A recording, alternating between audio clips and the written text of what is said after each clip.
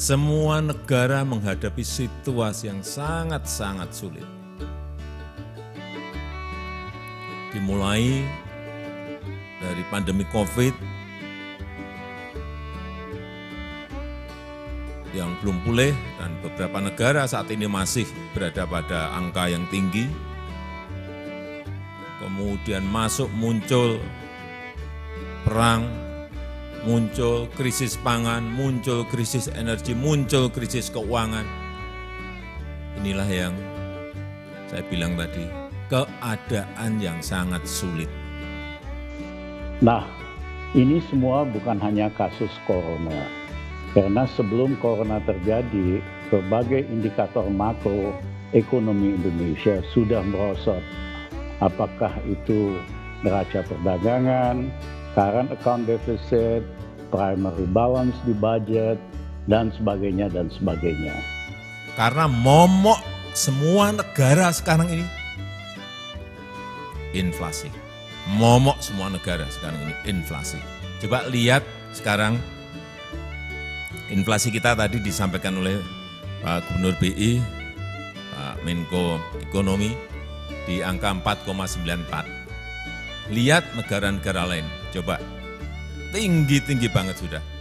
Di atas 5, ada yang sudah di angka 79%. Uni Eropa sudah 8,9%. Amerika sudah 9,1, kemarin turun 8,5%. Bukan sesuatu yang mudah dan ini menjadi momok semua negara. Tapi saya meyakini kalau kerjasama yang tadi saya sampaikan, provinsi, kabupaten, kota, gubernur, bupati, wali kota, TPID, TPIP, semuanya bekerja, rampung, selesai. Untuk mengembalikan lagi ke angka di bawah 3.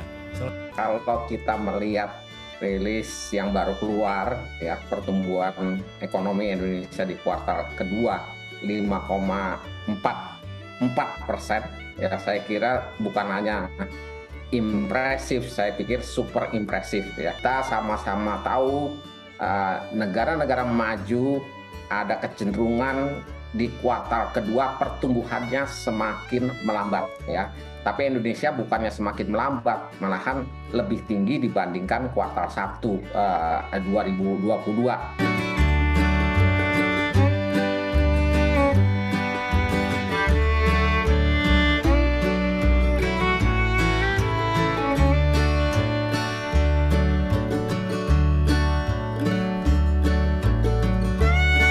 Sudah berkali-kali saya sampaikan bahwa situasi yang kita hadapi ini adalah situasi yang tidak mudah. Dunia menghadapi situasi yang sangat sulit. Semua negara menghadapi situasi yang sangat-sangat sulit. Dimulai dari pandemi COVID yang belum pulih dan beberapa negara saat ini masih berada pada angka yang tinggi. Kemudian muncul perang, muncul krisis pangan, muncul krisis energi, muncul krisis keuangan. Inilah yang saya bilang tadi, keadaan yang sangat sulit. Oleh sebab itu kita tidak boleh bekerja standar. Enggak bisa lagi, karena keadaannya tidak normal. Kita tidak boleh bekerja rutinitas, karena memang keadaannya tidak normal. Tidak bisa kita memakai standar-standar baku, standar-standar pakem, enggak bisa. Para menteri, gubernur, bupati, wali kota juga sama. Enggak bisa lagi kita bekerja rutinitas, enggak. Enggak bisa kita bekerja hanya melihat makronya saja, enggak bisa. Enggak akan jalan, percaya saya.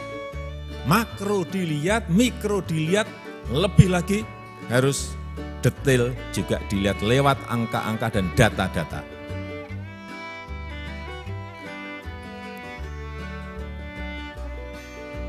Karena memang keadaannya tidak normal.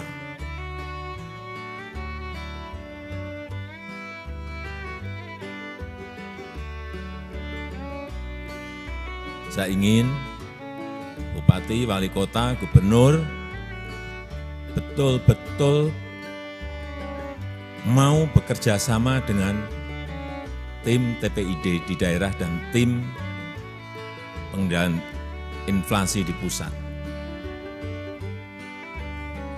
Tanyakan di daerah kita apa yang harganya naik, yang menyebabkan inflasi. Bisa saja beras, bisa. Bisa saja tadi bawang merah, bisa. Bisa saja cabai. Dan dicek.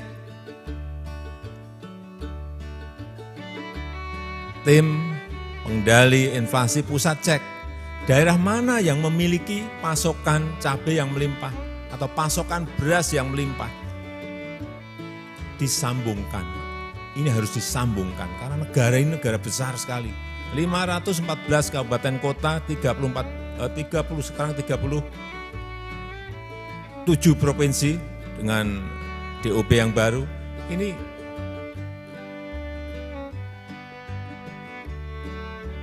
negara besar. Saya pernah ke Merauke.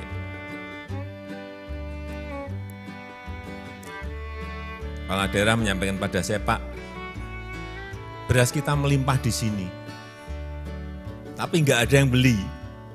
Harganya juga murah, 6.000 Pak. Saya cek ke bawah, benar harga 6.000. Ada daerah lain yang kekurangan beras. Nah, kenapa nggak ngambil dari Merauke, yang harganya masih murah? Problemnya transportasi mahal. Saya sampaikan kemarin di dalam rapat pada Menteri Dalam Negeri, transportasi itu mestinya anggaran tak terduga bisa digunakan untuk menutup biaya transportasi bagi barang-barang yang ada. Karena momok semua negara sekarang ini inflasi. Momok semua negara sekarang ini inflasi. Coba lihat sekarang inflasi kita tadi disampaikan oleh Pak Gubernur BI, Pak Menko Ekonomi di angka 4,94. Lihat negara-negara lain, coba tinggi-tinggi banget sudah. Di atas 5, ada yang sudah di angka 79%. Uni Eropa sudah 8,9%. Amerika sudah 9,1, kemarin turun 8,5%. Bukan sesuatu yang mudah dan ini menjadi momok semua negara. Tapi saya meyakini kalau kerjasama yang tadi saya sampaikan, provinsi, kabupaten kota, gubernur, bupati, wali kota, TPID, TPIP, semuanya bekerja, rampung, selesai. Untuk mengembalikan lagi ke angka di bawah 3, selesai. Dan kita ini harus bersyukur bahwa utamanya harga pangan, utamanya lagi harga beras masih bisa kita kendalikan dengan baik. Harga beras di angka rata-rata masih 10-an ribu, lebih dikit.